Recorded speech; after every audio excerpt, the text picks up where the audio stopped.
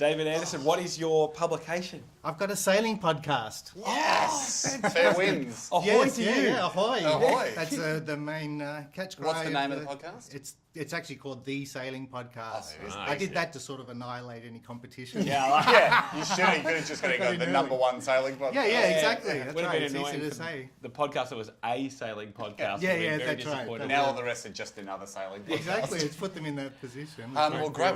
What episode are we going to be on? Do you know? Ooh, I'm in 60-something. That's great. Yeah. No, it's going really well. Well Yeah, done. awesome. Congratulations. I mean, I like what you guys are doing, true stories, and what I do is call up people and talk to them about their sailing adventures. So it's almost the same thing. It's like real life.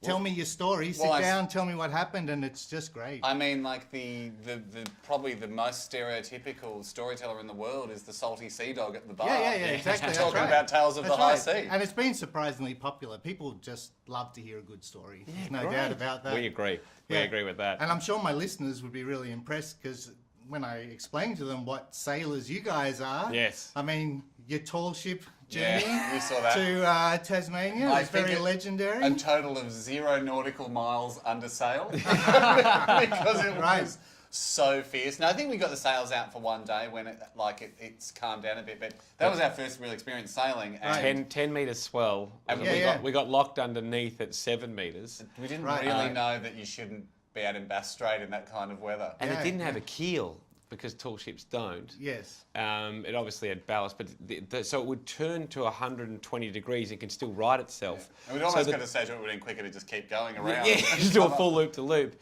So the toilets turned on themselves, the diesel engine turned on themselves. There was a lot of vomit downstairs. It was a beautiful cocktail. I wrote down some quotes that you guys made during the trip. Okay. And I wanted to see if you remember who said what. All right, I great idea. Ready? Yeah. Just got a few. Okay. There was a lot of talk pre-sailing, a lot of big talk about the trip. I got an anchor tattoo. One of the quotes, she'll learn to love it. It's like I'm Chopper.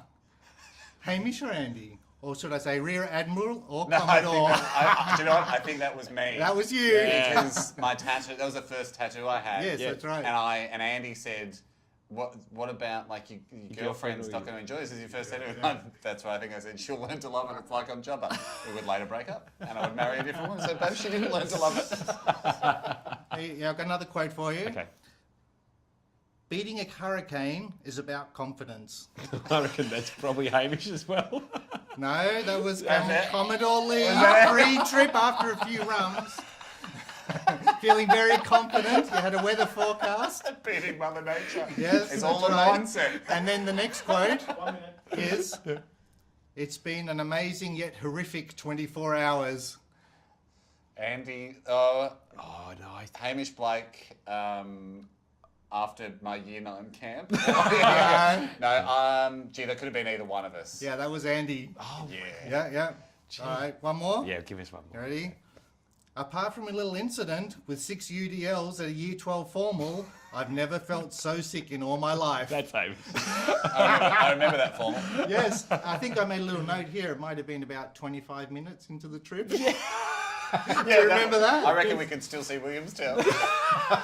That was, So where have you done most of your sailing then? well, I'm based in Queensland. Oh, wonderful. I've sailed New Zealand back to Australia with awesome. someone, and then I bought a yacht in Vanuatu and sailed that back to Australia. Fantastic. I'm still sort of land-based now. Yep. Because it's my dream to get out and go sailing. Yep. And but I like talking to people about how they broke the bonds and got out and actually That's what lived it's all their about, isn't it? dream, Getting off the you know. land. And we share that story around. The people, I think the majority of my listeners are people commuting and just dreaming of one day getting away. Well, Mate, we share often the dream. we often recommend people listen to the Hamish and Andy podcast, but as a close second, we would say listen to the sailing The podcast. sailing podcast. Oh, okay, great.